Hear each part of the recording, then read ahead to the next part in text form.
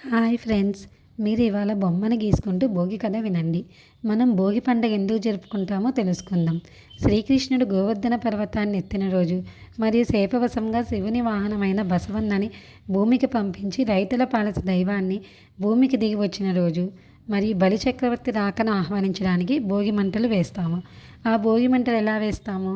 ధనుర్మాసం 4 రోజులు ముగ్గులు వేసి గొబ్బెమ్మలు పెట్టి అవి పిడకలుగా చేసి ఆ పిడకలను తాటాకులను పనికిరాని వస్తువులను మరియు దక్షిణాయనంలో మనం పడే కష్టాల్ని భోగి మంటల రూపంలో వేసి అగ్నిదేవుడికి సమర్పిస్తాం. రాబోయే ఉత్తరాయణ కాలంలో సుఖ సంతోషాలను ప్రసాదించడమే భోగి పండుగ విశిష్టత. ఆ భోగి మంటల్లో నీళ్లు కాచి మనం స్నానం చేయడం వల్ల మంచి ఆరోగ్యం ప్రాప్తిస్తుంది. ఇదే కాకుండా భోగి రోజు ఇంకో ముఖ్యమైన ప్రాధాన్యత ఉంది. శివుణ్ణి ప్రసన్నం చేసుకోవడానికి నరనారాయణులు బదరీక వనంలో తపస్సు చేశారు.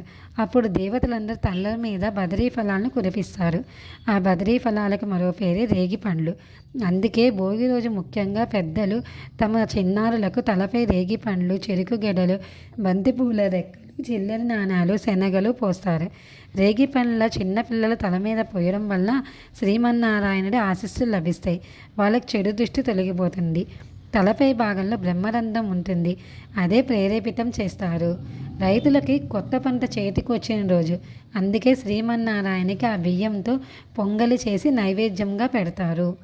మీకు కనుక భోగి కథ ఇది నచ్చితే లైక్ చేసి సబ్స్క్రైబ్ చేయండి. Thank you friends.